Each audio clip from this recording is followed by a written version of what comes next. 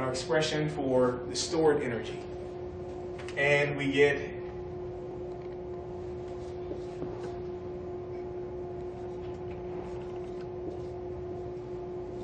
so this is generated energy minus, so generated energy here minus energy that leaves via convection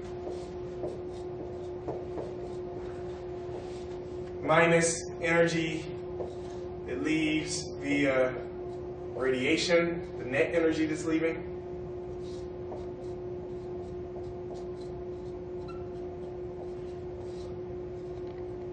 And this all equals the energy that is stored in the system.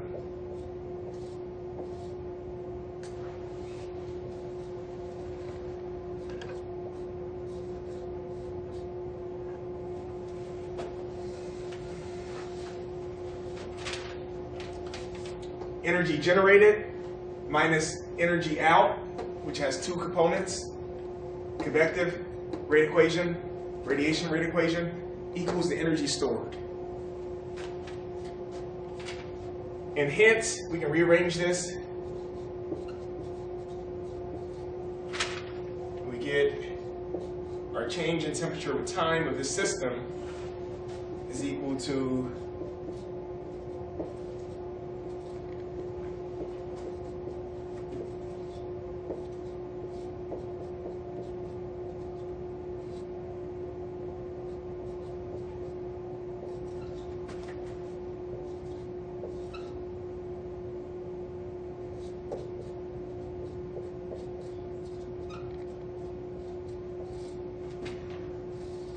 divided by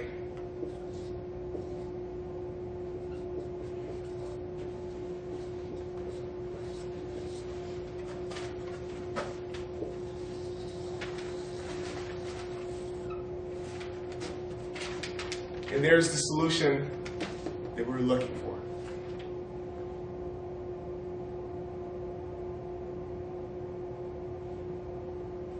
So one of the assumptions we made, talked briefly about, the rod temperature being uniform. And I want you to think about, if the rod was made out of a metal, stainless steel, aluminum, something that your kitchen frying pan's made out of, you may be able to think and imagine and that assumption would be a good one. Because you can think about it, you heat this pan and you touch any part of it, it's all hot, so the heat is spreading pretty quickly throughout the pan. And that's because of the high thermal conductivity. Now, if the rod were made out of an insulating material, something like a plastic, things that you typically don't think of as conducting a lot of heat, Teflon, so on, then maybe that's not a good assumption. And we would have to apply a different analysis. So here's a case where that assumption of the temperature of the rod being uniform at every time step allowed us to apply a simple analysis where we didn't have to consider temperature gradients within the rod. Because if we had to consider temperature gradients within the rod, then we would have had to consider the conduction rate equation. As it stands, we didn't consider the conduction rate equation in this problem because everything was treated as a surface phenomenon as far as the rate equations are concerned. We were having convection from the surface, we were having radiation from the surface. And we could only do that with this analysis because of the assumption that the temperature was uniform throughout the rod. Another point is that at some point, after this electrical impulse is added to the system and it heats, eventually we're going to reach a steady state. And steady state is defined as dt d big T over d little t, so the change in temperature with time, equals 0. So that's the definition of steady state. So if that's the case, then this whole term here goes to 0. And in fact, instead of a differential equation that would have to be solved numerically in the case where we're considering the transient effects, in steady state, everything reduces to a simple algebraic equation.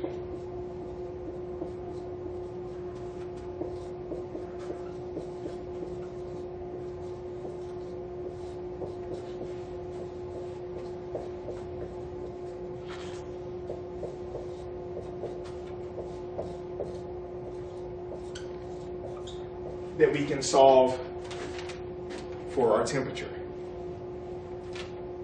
So I'm going to close by talking about a special case of the energy balance, and that's when we're balancing the energy at a surface.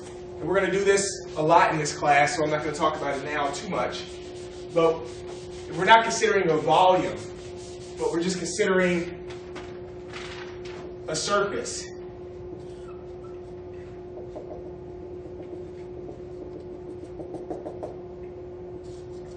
This surface has no volume.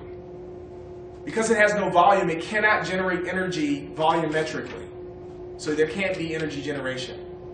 Because it has no volume, it can't store energy. So in this case, our energy balance simplifies to a balance of E in and E out.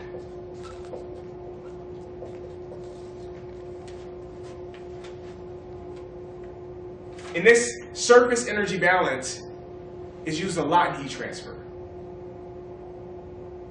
And as you may be able to tell from our previous example, when we have energy in and out leaving a surface, that's our opportunity to apply the rate equation. So you don't apply the rate equation to the energy generated term. You don't apply the rate equations to the energy stored term. You apply the rate equation to replace the energy in and the energy out. So here when we do a surface energy balance, we'll be balancing effectively the rate equations. So the energy in could be conducted in, and it could be minus energy that's convected from the surface. Or it could be energy into the surface via convection and radiation, and leaving the surface via conduction. So this is what we'll work with a lot. It simplifies the problem, it lets us focus on heat transfer. Now when we include generation, the EG, and the EST, the energy stored, it complicates the heat transfer problem. So we have a section on the course where we look at transient heat conduction, which requires more rigorous analysis to get to solutions. And then we have sections devoted to conduction with heat generation. And we're going to point out the differences between all of these cases as we move throughout the course. So I'm going to close the lecture today, and I'll see you in class later this week, and we'll talk more about the heat exchanger example. I'm going to bring that to class, we're going to take it apart, we're going to identify the 3 modes of heat transfer in that heat exchanger, and move on from there to talking about Fourier's law and the heat equation.